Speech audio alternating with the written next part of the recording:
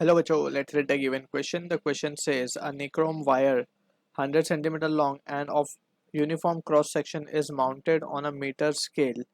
The point A and B coincide with 0 centimeter and 100 centimeter mark respectively. The wire has a resistance S is equals to 50 ohm. Any point C along this wire between A and B is called a variable point to which one end of an electrical element is connected. In the following question, this arrangement will be referred to as wire AB dash AB. The EMF of a battery is determined using the following circuit with wire AB. The galvanometer shows zero deflection when one of its terminals is connected to point C. If the internal resistance of the battery is 4 ohm, its EMF is option A 3.75 volt, option B 4.05 volt, option C 2.5 volt, option D 9 volt. So to understand this question, we need to understand about the key concept of principle of potentiometer. So according to this, we can say, let's suppose we have a potential source of potential या फिर हम मान लेते हैं कि potential difference V battery is connected to a wire and this wire is of length L. इसको wire को हम नाम दे देते हैं AB. So from here we can say if the potential difference created by this battery is V, so potential of V को हम मान लेते हैं A को मान लेते हैं V, तो B हो जाएगा हमारा 0.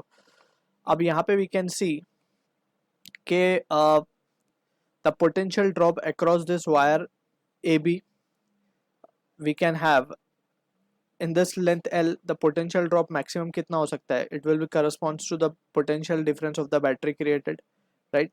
अब यहाँ पे अगर हम यूनिट लेंथ की अगर हम बात करें, क्योंकि हमें पता है ए बी लेंथ में पोटेंशियल मैक्सिमम कितना ड्रॉप हो सकता है, जितना कि वो बैटरी से कनेक्टेड है, यानी कि वी. सो यूनिट लेंथ में कितना हो जाएगा? V by L. So this V by L is also known as the potential gradient, जिसको हम कहते हैं के. So in unit length it the drop is V by L. तो अगर हम कोई पॉइंट एक्स डिस्टेंस पे मान ले, right, point C, so potential across A C हम क्या लिख पाएंगे? It can be written as K into X, right? So this is how we calculate the potential difference across this point or the segment AC. अब इसी को हम कहते हैं यहाँ पे K जो है that is a potential gradient and जो principle हमने यहाँ पे use किया इसे हम कहते हैं principle of potentiometer. So using this principle we will try to analyze the given situation, right? So हमें जो question given है, हमें basically यहाँ पे एक battery given है. So battery का हमें EMF find करना है. So let's suppose let's try to reconstruct the figure. ये हमारी बैटरी है, उसका कुछ इंटरनल रेजिस्टेंस भी हमें गिवन है. Let's say EMF of the battery is E और ये पॉइंट ए बी के अक्रॉस कनेक्टेड है. ये ए बी जो है हमारा पोटेंशियोमीटर वायर है, ठीक. अब इस पॉइंट से एक सेल कनेक्टेड है ऑफ 1.5 वोल्ट जो कि एक गैल्वेनोमीटर के थ्रू, एक जॉकी के थ्रू एक पॉइंट सी पे कनेक्टेड है. एंड इस सी की लेंथ हमें गिवन है बेसिकली, जो वहाँ पे हमारे लिए एक्स था वो यहाँ पे 40 सेंटीमीटर है बेसिकली, ठीक है. और उसकी बैटरी जो सोर्स है बेसिकली जो सेल है उसका ईएमएफ हमें 1.5 वोल्ट गिवन है. सो कुछ इस तरीके का सिचुएशन गिवन है और हमसे पूछा जा रहा है we are interested in calculating this value of E. तो सबसे पहले जो potential across wire A B आ सकता है that we need to calculate. So potential कितना आ सकता है ए बी के across, that is what the question we need to first answer.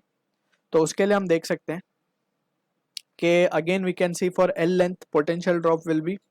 अब पोटेंशियल ड्रॉप जो होगा वो क्योंकि यहाँ पे ऑलरेडी एक इंटरनल रेजिस्टेंस है तो उसमें भी कुछ पोटेंशियल ड्रॉप होने वाला है, राइट. सो हम क्या लिख सकते हैं यहाँ पे accordingly? First of all we can find the value of this current in this section.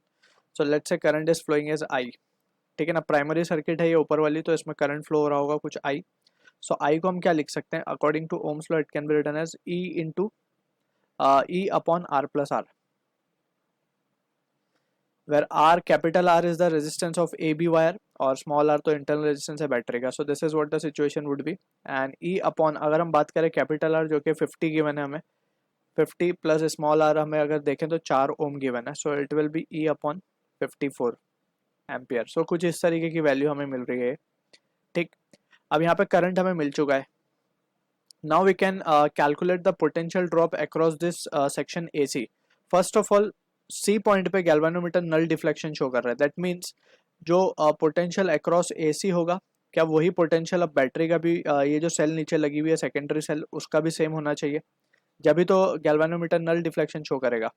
So this is what the situation we need to understand. VC का जो A और C पॉइंट का जो पोटेंशियल होगा, क्या वही पोटेंशियल ये दो पॉइंट का भी होना चाहिए? अगर हम मान लें कि ये पॉइंट M है और ये पॉइंट हमारा N है, सो इनका भी पोटेंशियल सेम ही होगा जब भी galvanometer will show null deflection. So in that situation VAC को अब हम क्या लिख सकते हैं? VAC can be written as according to Ohm's law, it can be written as I into RAC into 1.5। ठीक, अब RAC की अगर हम बात करें, सो RAC को हम क्या लिख पाएंगे? Resistance of segment AC। So now it can be written as, क्योंकि I की वैल्यू हमारे पास ऑलरेडी है, I we can substitute E upon 54 into, अगर हम RAC की बात करें, so RAC we can write by unit 3 method. हम क्या कह सकते हैं कि 100 सेंटीमीटर लेंथ में 50 ओम का रेजिस्टेंस है, तो 1 सेंटीमीटर में it will be of 0.5, right. So 40 centimetre में कितना होगा? 0.5 इंटू 40 यानी कि 20। So this is how we can find the value. यह आ गया 1.5 से इक्वेट कर दिया, यहाँ से E की वैल्यू हमारे पास स्ट्रेट अवे निकल के आ जाएगी 1.5 into 54 divided by 20. So finally the value of E comes out to 4.05 volt. So this is the answer to the question जो कि मैच होगा ऑप्शन बी के साथ। I hope you understood the solution. All the best.